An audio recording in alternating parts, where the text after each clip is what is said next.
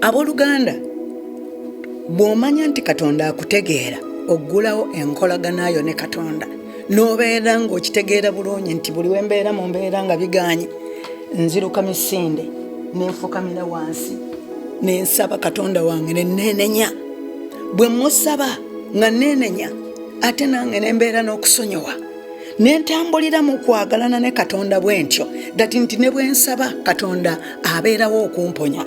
Kino kye kiwonya Dawudi era olaba mu Zabbuli eya 5:1. Dawudi agamba nti omutima ogumenyese era oguboneredde ayi Katonda togugayenga. Omutima gwo kasita gumenyekera Katonda, ekyo kye kiraga nti naawe otegeera Katonda. Kasita ye Dawudi yamanya nti Katonda antegeera, antegedde. Ne bwe mba mu nzikiza, Dawudi yategeera Katonda. Wuliriza ebigambo bino. Agamba nti naagendawa okuva eri omwoyo gwo. Dawudi agamba naagendawo okuva eri omwoyo gwo. Mu Luzungu agamba nti where shall I go from your spirit, or where shall I flee from your presence? Where shall I? Where shall I go from your presence, O Lord? Or where shall I flee from your presence? If I ascend to heaven, you are there. If I make my bed in the Sheol, you are there. If I take wings of the morning and dwell in the uttermost parts of the sea, even there your hand shall lead me, and your right hand shall hold me. If I say surely the darkness shall cover, and the light about me be night. Even the darkness is not dark to you. The night is bright as the day, for darkness is as light with you. Wow. You see, as David says, we can read even here in Luganga, naagendawo okuva eri omwoyo gwo, oba naddukira wa amaaso go. Bwe nalinnya mu ggulu nga gy'oli, bwe nayala obuliri bwange, oba bwe naayala obuliri bwange mu magombe, laba gy'oli. Dawudi ng'agamba nti Mukama buli wamu wonna gy'ali, mu ggulu gy'ali. Era omuntu ne bw'agenda mu magombe, Katonda gy'ali. Bwe natoola ebiwawaatiro ebyenkya ne ntuula mu bifo ebyennyanja ebiri ewala ennyo, newankubaddeyo omukono gwo gunannuŋŋamya. Amiina. Dawudi era bw'agamba bw'atyo. Naagendawo okuva eri omwoyo gwo, oba naddukirawo okuva mu maaso go. Bwe naalinnya mu ggulu nga gy'oli. Bwe naayala obuliri bwange mu magombe, laba nga gy'oli. Bwe neebagala ebiwawaatiro ebyenkya ne ntuula mu bifo ebyennyanja ebiri ewala ennyo, newankubaddeyo omukono gwo gunannuŋŋamya, n'omukono gwo ogwa ddyo gunankwata.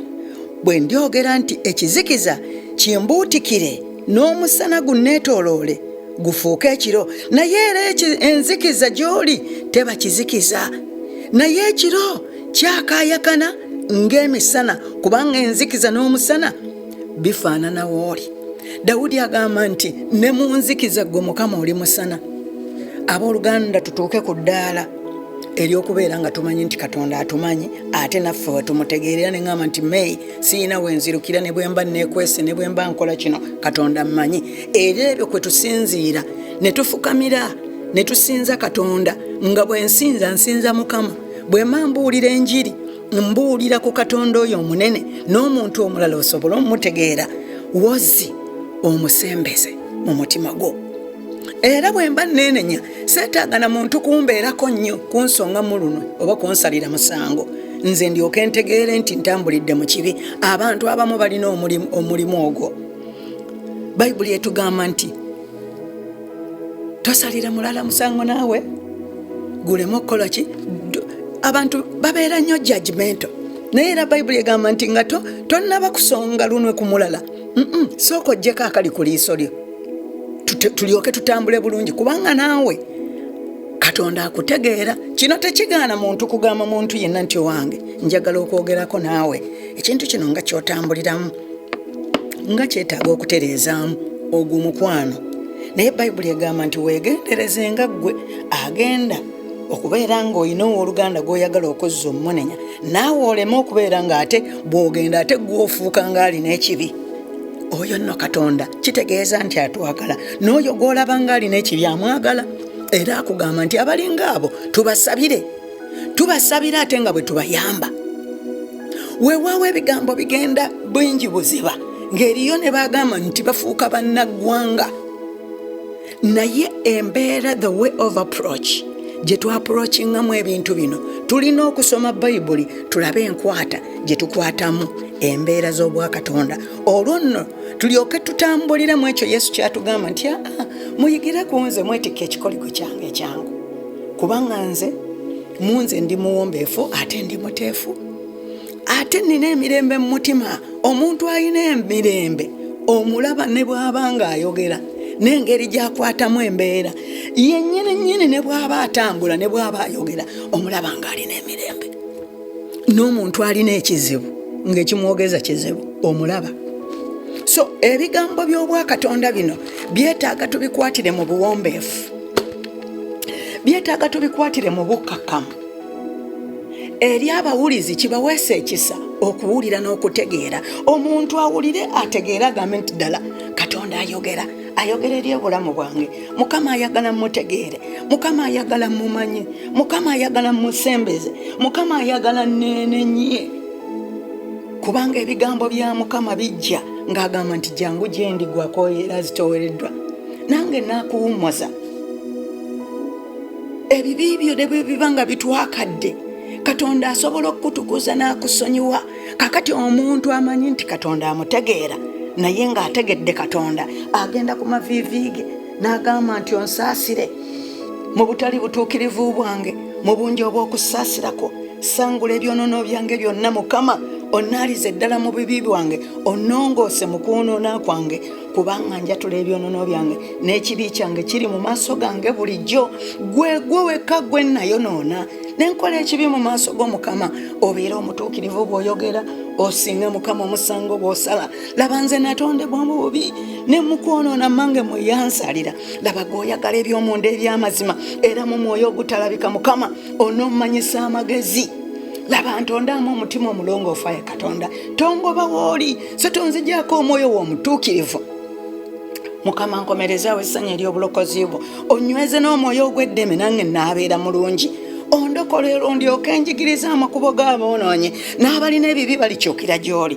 Laba Dawudi asaba, naye ng'okusaba kuno kwasaba agamba yadde Mukama nnyonoonye, naye mmenya omutima gwange. Omutima gwange gumenyese gy'oli, kubanga Mukama ontegeera.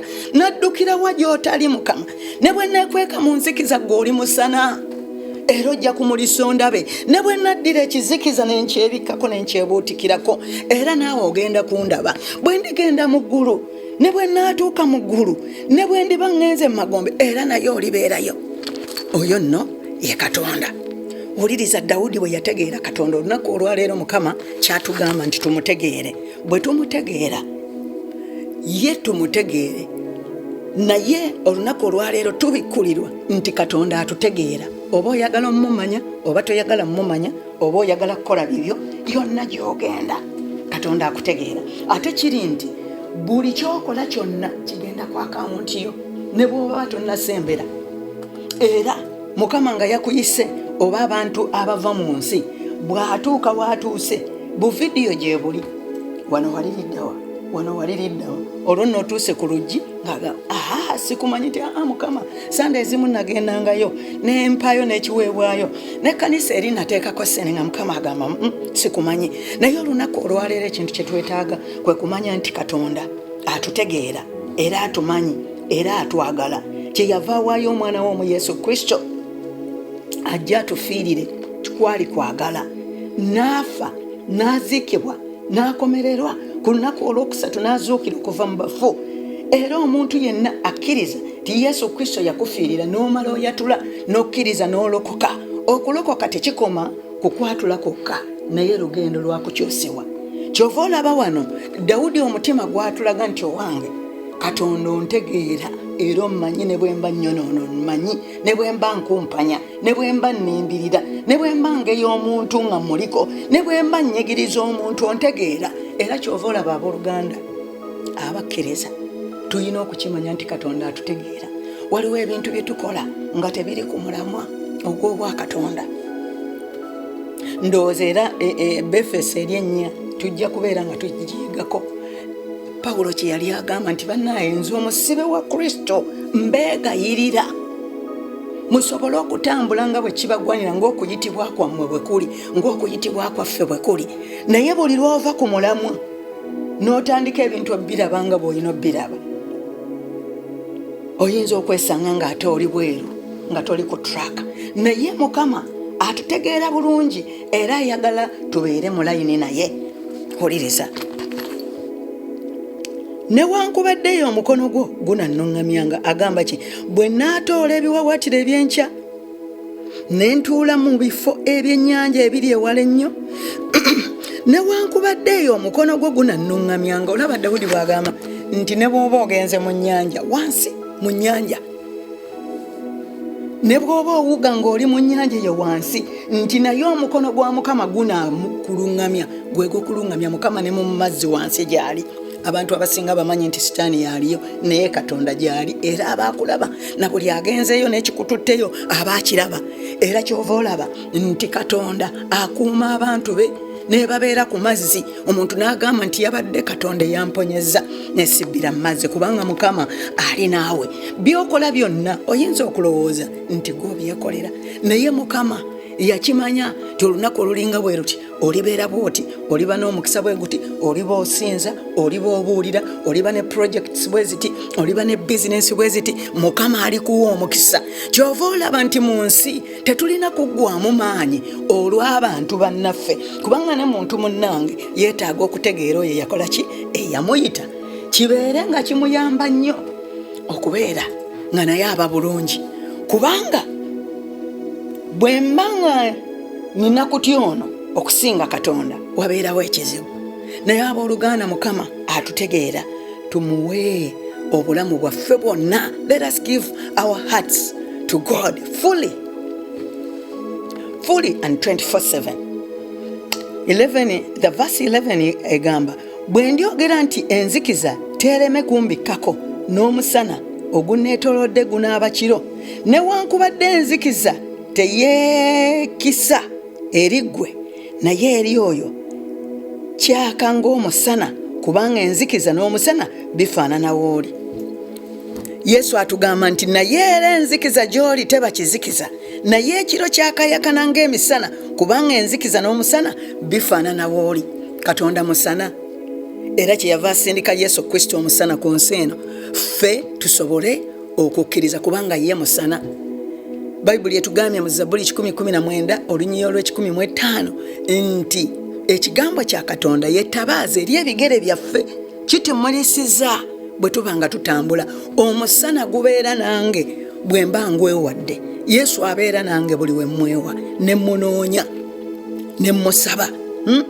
Ye musana, buli wamu abeerawo n'ekiro abeerawo, kyova olaba nga atukuuma. Olunyiriro lwa 13 verse 13 agambye, kubanga gwe olina omwoyo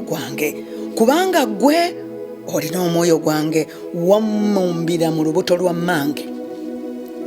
Enjiri eno nagyogerako, naye mbadde nga mpulira ku mutima gwange nga tulina okuddamu era okwogera. Dawudi agamba nti wammumbira mu lubuto lwa mmange. Verse 13 egamba, for you formed my inward parts, you knitted me together in my mother's womb. I praise you, for I am fearfully and wonderful made. Wonderful are your works. My soul knows it very well. My soul knows it very well. My frame was not hidden from you when I was being made in secret, intricately woven in the depth of the earth. Your eyes saw my unformed substance. In your book were written, every one of them, the days that were formed for me, when as yet there were none of them. How precious to me are your thoughts, O God. How vast is the sum of them. If I would count them, they are more than the sand. I wake and I am still with you. Oh, what you would slay the wicked, O God. O men of blood, depart from me. They speak against you with malicious intent. Your enemies take your name in vain. Do I not hate those who hate you, Lord? Because David is saying that I know you. It is okay. You are the one that I know. I know you with my heart. And I can hate those who hate you, Lord. That is this question. Do I not hate those who hate you, O Lord? And do I not loathe those who rise up against you? I hate them with complete hatred. I count them my enemies because they hate God. David took those enemies, the people who don't love God, that they are enemies because they don't know what they are doing. This can confuse you, but it is. Search me, O God, and know my heart. Try me and know my thoughts, and see if there be any grievous way in me, and lead me in the way everlasting. We are trying to wind up. Look at these words and see how David knew God. Search my heart, for you know me. If you start seeking God with all your heart, you can feel it that even if God searches your heart, He knows you. It's not that you don't fail. Sometimes things come the other way around, but David has taught us that, oh my God, forgive me. If you search me and I'm not on track with you, forgive me, Lord. This is the way David tried to walk with God. Whenever he used to fail,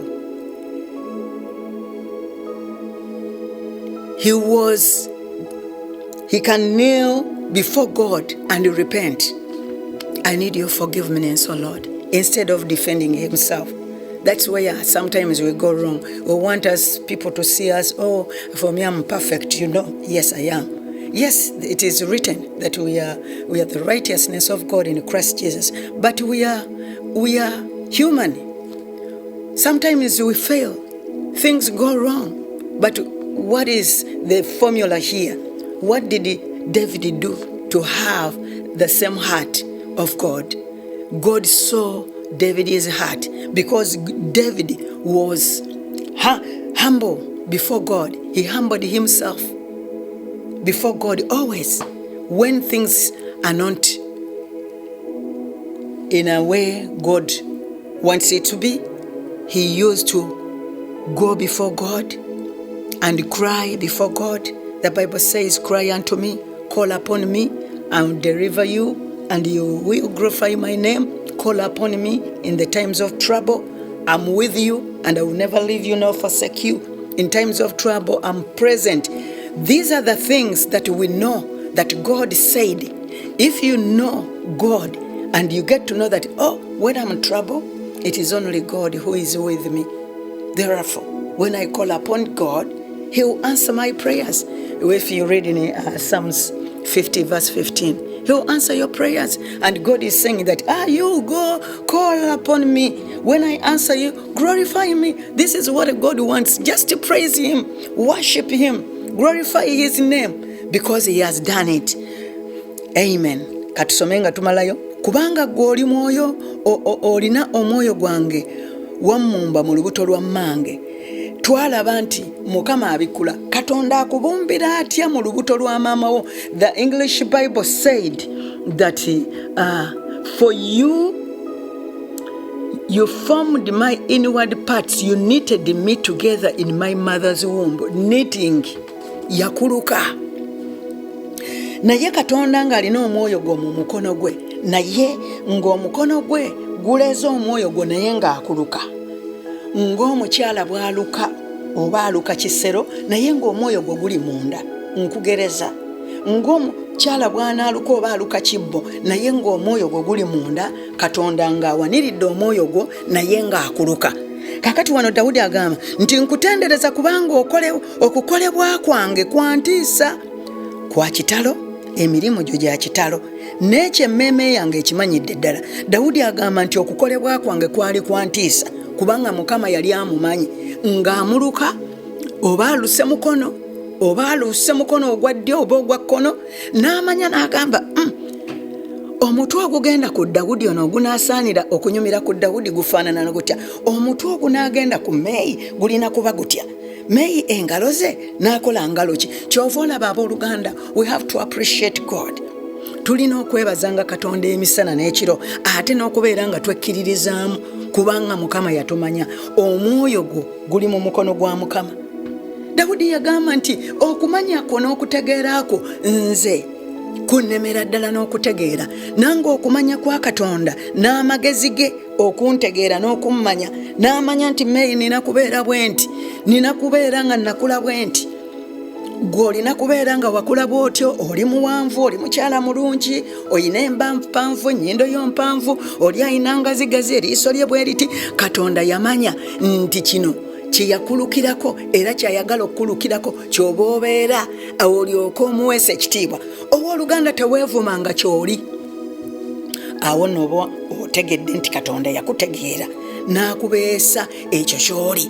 N'agamba nti ojja kuba muddugavu, n'agamba gwe ojja kuba mweru, n'agamba gwe ojja kuba wa kitema, ate gwe ojja kuba mumpimpi. N'agamba nti ebiseera nga bino ojja kubeera awo wooli. Mukama yatukuuma, Mukama yatuyambye. Kati okubeera kwaffe wonna we tubeera si magezi ga muntu. Bw'oba ng'okkiriza Katonda oyina olugendo lw'oyiringisizanga ku Mukama. Bayibuli etugambye era mu Zabbuli 3:7 nti olugendo lwo luyiringisizenga ku Mukama naye anaakituukirizanga. 3:9 ezo Zabbuli bwe tuzisoma zituyamba kubanga David ye yategeera Katonda. Olugendo lwange nduyirikisiza ku Mukama naye anaakitegeera. Sanyukiranga mu Mukama naye anaakituukiriza. Seguliranga obusungu ogobererenga emirembe. Weesigenga Mukama naye anaakituukiriza. Kati katuddeyo tulabe kubanga gwe olina omwoyo gwange wammumba mu lubuto lwa mmange nkutendereza kubanga okukolebwa kwange nga kwantiisa nga kwa kitalo emirimu gyo nga gya kitalo n'ekyo emmeeme yange ekimanyidde ddala. Dawudi naye yatuuka okukakasa Mukama nti nze nkutegeerera ddala kubanga ebintu by'okola byanjawulo, bye wakola byanjawulo, bye wankolako Mukama byanjawulo, engeri gye wantondamu Mukama yanjawulo, Mukama by'ompadde byanjawulo, emikwano gy'onninaanyisiza gyanjawulo. Okimanyi Katonda amanyi abantu abeetaaga okuba mu bulamu bwo abakwongerako value. Era okimanyi nti Dawudi yasabanga n'agamba nti Mukama nze nteeka wala abakozi b'obubi, teeka wala abakozi b'obubi abo abatayagaliza bakuteesereza bubi. Era kikola kubanga Dawudi yamanya nti Katonda antegeera era bwe mbeera yasaba. Bw'osoma Zabbuli 10:19 olaba Dawudi yasaba ebigambo n'agamba nteeka wala abakozi b'obubi nsobole okutambulira mu mateeka ago nga nina emirembe. Okimanyi nti omukozi w'obubi bwakulinaana tosobola kufuna kadde kakkakkana kusinza Katonda. Banaye tusome Bayibuli, tusome Bayibuli. Tugenda kubeera nga tuddamu amaanyi twagale Mukama ate naye atwagale. Ebiseera ebisinga abantu betuyayaanira nga tebakulinako. Oyayaanira omuntu takulinako, omulabanga mukwano gwo naye takulinako, yakusimira ekinnya. Naye bw'obanga oli mu kubeerawo kw'obwa Katonda n'omala otegeera Katonda n'omala omwagala akuluŋŋamya, mwoyo wa Mukama akuluŋŋamya akugamba oyo nno gw'otambula naye oyo nanti yakutegekera kino. Ogenda okulaba nga Mukama akikubikkulira mwoyo ng'akugamba nedda kati genda eno, kati kola bw'oti, kati olundunaku kusula wano, kati kola bw'oti. Mukama ng'akuluŋŋamya kubanga buli step yagimanyi. Dawudi kyava agamba nti Mukama bw'oba ontegedde kati kiki ekirala kye neetaaga kubanga gw'onnuŋŋamya mu makubo ag'obutuukirivu ku lw'erinnya lyo. Gwe musumba wange sigenda kwetaaga ongalamiza mu ddundiro ery'omuddo omuto n'ontwala ku mabbali ag'amazzi amateefu n'okomyawo emmeeme yange bw'eba yeewunzise. Obulungi n'ekisa tebiremenga genda naawe nange ennaku zonna ez'obulamu bwange, nange naatuulanga mu nnyumba ya Mukama okutuusa mu nnaku ennyingi. Naye owuliriza Dawudi kyagamba wano mu 15 nti tewakisibwa mubiri gwange bwe nalokolebwa mu kyama. Dawudi agamba nti nakolebwa mu kyama naye Katonda wange okumanya ontegeera tewakisibwa na mubiri gwange bwe natondebwa n'amagezi amangi mu byawansi by'ensi. Dawudi agamba natondebwa mu byamagezi mu byawansi w'ensi.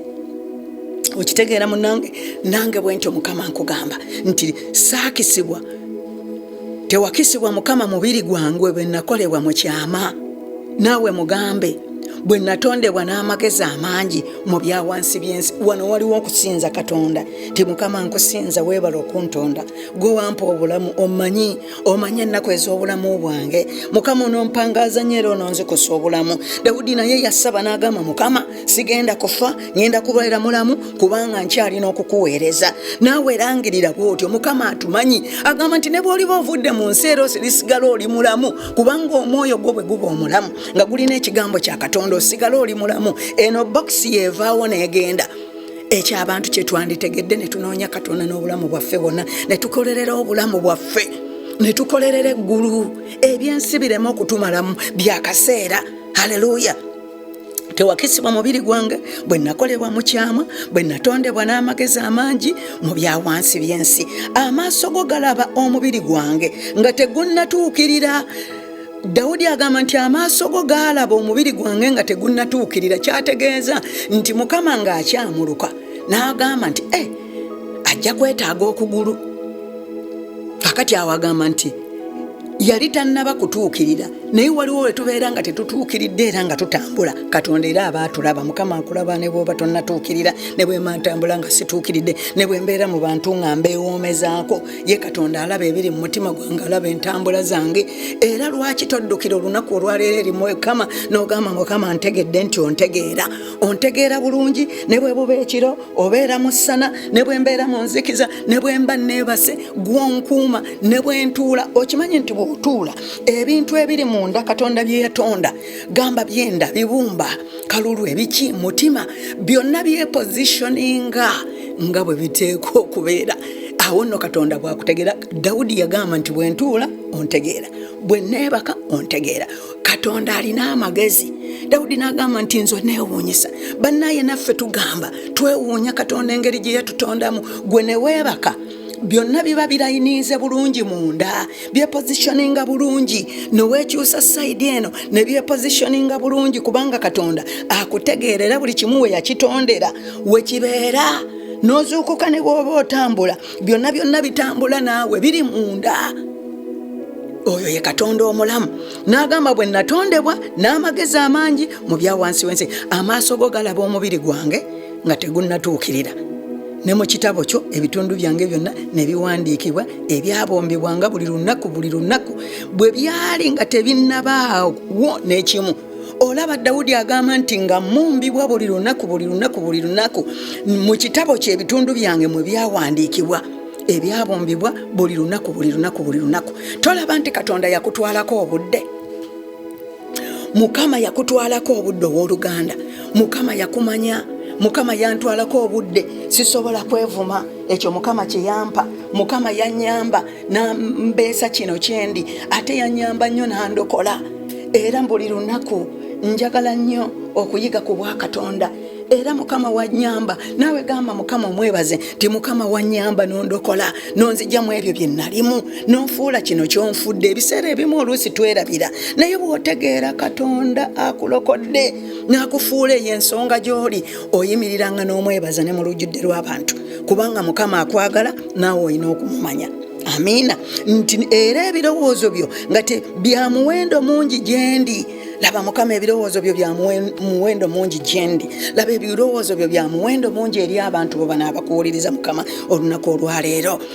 Gyendi ayi Katonda bwe bigattibwa awamu nga bingi. Ebirowoozo bya Mukama nga bingi gyendi ne gy'oli. Ebirowoozo bya Mukama bingi gyendi meeyi. Kyova olaba abooluganda tuyiga okufuna akadde akasirikira mu Mukama nga tumunoonya n'osirikako n'owummula n'olowoolereza ku bulungi bwa Katonda, emirembe ne gikukomerawo. Mukama twetaaga omuwa obudde kubanga yatutwalako obudde okututonda. Dawudi agamba Katonda atumanyi. I'm about to finish. Bwe mba mbibaze bisinga omusenyu ebirowoozo bya Mukama. bwe mba mbibaza bisinga omusenyu obungi, bwe nzuukuka nga nkyali wamu, ng'okyali wamu nange. Tolirema kutta babi, ayi Katonda. Kale muve gye ndi, mwe abasajja ababyayanira omusaayi. Dawudi agamba mwe abatemu mwenna munviire, mwe abayayanira okuyiwa omusaayi. Era aboogerako mu Zabbuli emu awo okuva olunyiriri olw'ekkumi nti omubi teyeebaka okuggyako ng'atuukirizza obubi bwe. Buli ssaawa anoonya nti mujje tugende tubamize omusu, mujje tugende tubaggyeko obulamu. Naye Dawudi agamba nti mmwe mwenna abakola ebiringa bwe mutyo munviire. Naawe saba essaala eyo buli omukozi w'obubi lwakuviira, naawe otandika okutambula obulungi. Mbuulira gw'oyita naye nkubuulire empisa zo. Ebyo byonna Bayibuli ebyogerako. Bwe mba mbibaze bisinga omusenyu ebirowoozo byo, bwe nzuukuka nga nkyali naawe, tolirema kutta babyayi Katonda. Kale muve gye ndi mmwe abasajja abayana. Kati kye nkugamba leero, va mu bubi, jangu odde eri Mukama. Komawo eri Mukama. Mukama akulokola, Mukama akwagala nga bw'oli, Mukama asonyiwa, Mukama yajjirira ggwe, yakutegeera, yakumanya nga tonnaba na kutondebwa. Tobeereeyo kwesalira musango, jangu eri Mukama. Komawo yadde wali ng'obivuddeko, naye komawo eri Mukama. Olunaku luno olwaleero Mukama akwagala nga bw'oli, jangu gy'ali akunaaza. Ebibi byo ne bwe binaaba nga bitwakadde, ye Katonda akutukuza, n'abitukuza ng'omuzira. N'olunaku olwaleero gamba nti ayi Mukama, olunaku olwaleero nze mpulidde ebigambo byo, mpulidde ekigambo kyo kinkomyawo gy'oli Mukama. Mbadde nga nina okweraliikirira, naye wagambye nti omanye ebirowoozo byange bwe bibeera nga biri wala. Mbadde ntidde, naye Mukama omanyi, wammanya nga sinaba na kuzaalibwa. N'olwekyo Mukama nzize gy'oli, byonna bye mbadde ndowooza okukola eri abantu abalala, obubi bwe mbadde ndowooza okukola bannange nga neeraliikirira. Naye ne Yesu aŋŋambye nti ye wa mirembe, ye wa ssanyu, ye wa buwombeefu. Mukama mpa obuwombeefu mu nze, ntambulire mu mirembe, nsobole okufuna ekiwummulo mu nze. Olunaku olwaleero nkukkiriza, nkusembeza era nkwatula nti gwe mulokozi wange. Beera omulokozi wange leero, era Mukama nfuuse ekitonde ekijja olwaleero. Bayibuli egambye mu Bakolinsi ekyokubiri 5:17 ti kale omuntu yenna bw'akkiriza Yesu n'amusembeza n'amwatula, ofuuka kitonde kijja. Ebyeddanga biweddewo, labanga bifuuse bijja. Mukama olwaleero weebala okunnyamba, weebala okuteeka awala abakozi b'obubi. Mukama onsembereza abo abangattako value, kubanga bakwogera bubi bo n'abalabe bo balayira bwereere erinnya lyo. Mu linnya erya Yesu Mukama nkwebaza, onkebere Katonda, omanye omutima gwange, onkebere emmeeme n'ebirowoozo byange, olabe ng'ekkubo lyonna ery'obubi liri mu nze Mukama, lyonna ery'obubi litwale, era onkulembere mu kkubo eritakoma. Mukama Katonda wange nsaba n'ekibiina kino mu linnya erya Yesu. Taata, mu linnya erya Yesu, leka abantu bo bakutegeere, leka tukutegeere Mukama, tukumanye. Leka Mukama twewombeeke wansi w'omukono gwo. Mukama nzize mu maaso go, leka Mukama neyongera okutegeera, neyongera okumanya. Naawe omukyala gamba nti Mukama wantegeera, wammanya. Naawe omwami gamba nti wantegeera, wammanya. Nange olunaku olwaleero Mukama njagala okubeera Mukama Katonda wange nga njatula, nga ŋŋamba nti Mukama wantegeera, wammanya, era Mukama nange nkukkiriza. Olunaku olwaleero we are here Lord. God, help us to live in your love for us. Lord, help us to live in light on your knowledge of us. God, we pray that our every thought and our every word and every desire, Lord, help us to honor and glorify your name. We are glorifying your name, Lord, because you knew us before. You know my heart. You search my heart. You know my ways. You know me when I sleep, when I wake up. Thank you, Lord. Thank you, Jesus. Today is my day that I'm confessing that Jesus Christ is the Lord and Savior, and I'm taking you. I confess you, and from today I am saved, and I will live the life of being with God, and be in me, and I will be in you, and your words in me, that when I pray, you answer my prayers. Thank you, Lord. Weebale nnyo Mukama, weebale nnyo Katonda wange, weebale nnyo olw'ekisa kyo, ffenna ne tugamba nti amiina. Bane Mukama abawa omukisa, mbaaniriza nnyo. Nsaba mubeere nga mutuwagira. Obuweereza buno bwetaagira ddala okuwagirwa. Bw'oba osobola beera ng'owagira.